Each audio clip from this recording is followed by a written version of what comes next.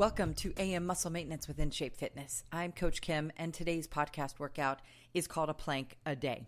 I've been hearing from a bunch of people that they really like a short session that they can do every day. So we're going to get this podcast done in 12 minutes, and it is focused on one of the most important stabilizing exercises that you can build into other workouts. You can use this either as a warm-up or sort of a segment of a longer workout if you want, or it could be one of the sort of stimulating morning ritual types of sessions that you can develop within the scope of other things that you're doing in your life to stay fit and healthy without a gym, without equipment, and definitely without pain and suffering. So let's get started. We're going to start with a postural systems check. Your head is right up there on top of your shoulders. Let's just make sure that your ears and your shoulders line up vertically. That helps keep your center of gravity stable.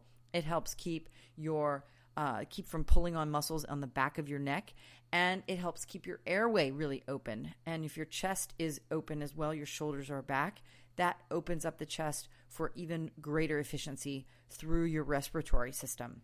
Now, make sure that your hips are kind of your headlights as you move through your day. So even though there's a tendency in modern life because of the way that we sit all day and the tightness of the hip flexors, there's a little bit of a lean through the waist, but you want your hips to be open. So tuck in your tailbone and lift up. Pretend that you're a marionette and that someone has a string attached to the top of your head and is kind of lifting you up as you deeply inhale through your nose, which is another really important part of the postural systems check. Then exhale through your mouth. Inhale through your nose, and as you exhale through your mouth, you're lifting up a little bit higher. All right, now we're going to start moving. And a plank a day doesn't mean that we're just going to do planks, but we are going to talk about the mechanics of a plank, and most of the workout is going to be on the floor. But before we get you on the floor, I do want to get your heart rate up just a little bit. So let's start with a little march in place, 30 seconds. We're going to either march, and if you're strong and you don't think the march, which is a high knee march, you lift up one knee and then the other, obviously. You can add a shoulder press to the high knee march. You can add a skip at the top of the high knee march. You're about halfway through. And now you're about 10 seconds away. Again, just a really short, get your heart rate up, nice little march, activating the butt muscles a little bit, activating those hips. All right, now what I want you to do is a jumping jack, another 30 seconds, okay? So go ahead and get started. And as you lift your arms up over your head, touch your hands at the top. Try not to bend your elbows too much. And then as you jump your feet back in, obviously you lower your hands back towards the sides of your body. Really, really common exercise. Not super sexy and super crazy, but it is an excellent way to get your heart rate up before we go down to the floor. All right, so that's just 2 moves, a high knee march, high knee skip, and then 30 seconds of jumping jacks. Go ahead and lower your body down to the floor now. As I said, I am getting you out of here in 12 minutes, which is it's easier said than done. I actually tend to ramble because I do like to talk about the moves that we're doing, the importance of them and the history of them and so on and so forth. But I want you to get into child's pose. Take a couple seconds more to stretch out your back with your arms. Your fingers sort of walk away as far away from your body as possible forward. Don't let your elbows rest on the floor. That's a passive child's pose. You want to lift your elbows up off the floor and really walk your fingers far away from your body in order not just to stretch the spine, but also the shoulders, the rotator cuff in your shoulders. And then lift your body up onto your hands and your knees. Now, we do a systems check here because you want to make sure that your hands are properly placed directly underneath your shoulders. And you want to make sure that you're not mashing the heel of your hand into the floor. You kind of bear claw your floor surface a little bit and use the top of your palm, the fingertips, so that you don't distribute energy like shooting down through your wrist into the floor. And then same thing with your knee and your shoulders. You want to line up your your hips and your knees. You want to line up your knees and your hips vertically. All right, your back is flat. And if you want to do a couple of cat camels, take a couple more deep breaths. Okay, now before we go into planks and the purpose of planks, I want you to activate the butt a little bit. And the way that we're going to do that is to start with a fire hydrant move, where you keep your hands and knees on the floor. Your right knee is going to stay on the floor, but your left leg is going to lift up and out to the side. Lifting, pausing for a fraction of a second, then lowering back down. And lift and lower back down. Lift and lowering back down is not just lifting up and then plopping the leg back down onto the floor. You want to control the movement in both directions. That was probably about enough time to do 8 or 10. Doesn't matter all that much how many you do. Just do the same number on the other side. Again, this is kind of a warm-up for the big grand finale, which is to practice a couple of planks. So the next move we're going to do is a plank now that we've activated the butt a little bit more and activated your hips, because they support your trunk muscles. They are actually trunk muscles, but I mean in terms of the tummy muscles. The plank is not an ab exercise. You have to remember that it is a stabilizing exercise. A plank is not going to give you the six-pack abs. No matter who tells you that if someone is telling you that it will, they're lying to you. So you want to make sure you remember that the core at its core, the plank workout or the plank move is about stabilizing the trunk.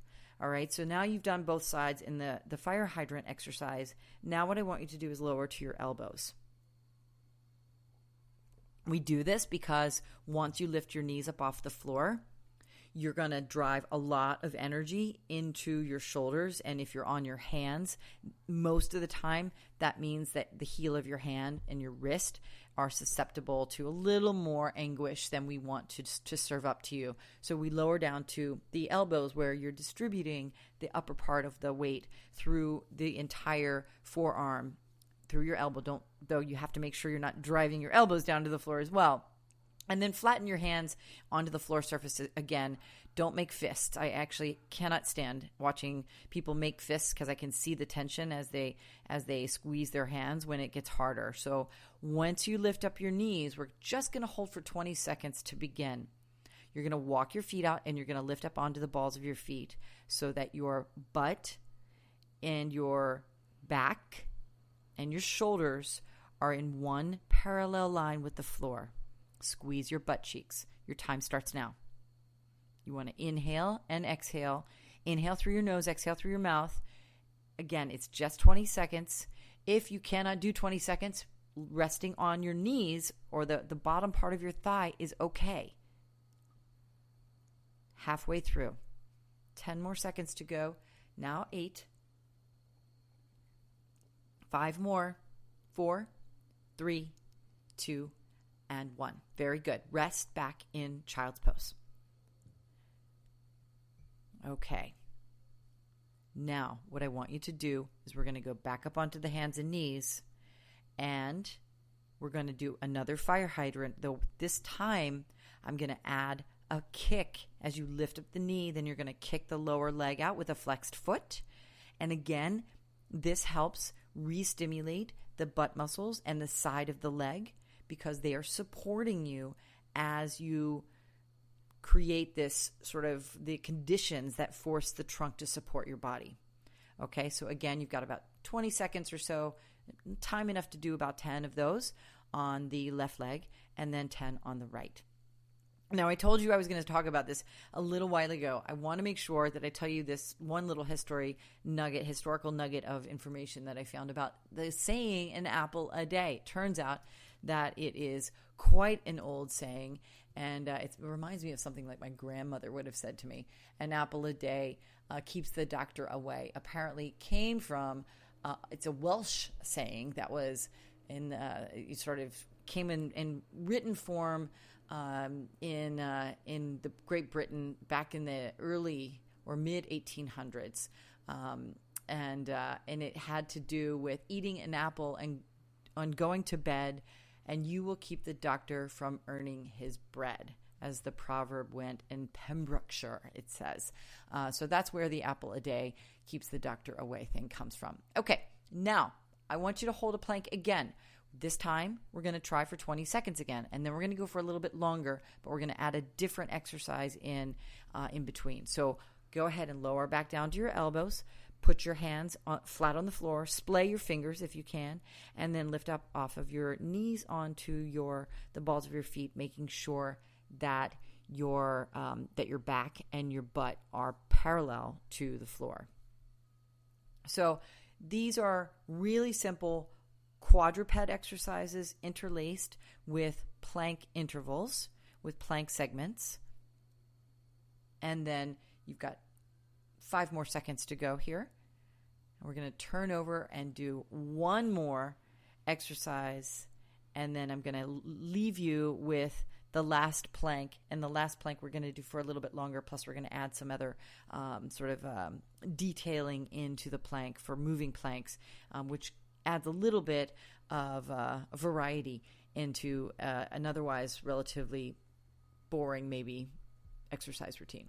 Okay, turn your body over. Now I want you to lift up into a hip bridge.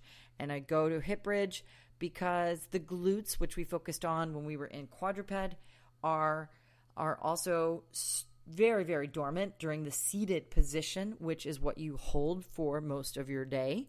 And so you're going to bend your knees, put your feet flat on the floor, keep your feet flat on the floor, and then lift your hips up into the air. Hip bridges, quadruped exercises, and planks.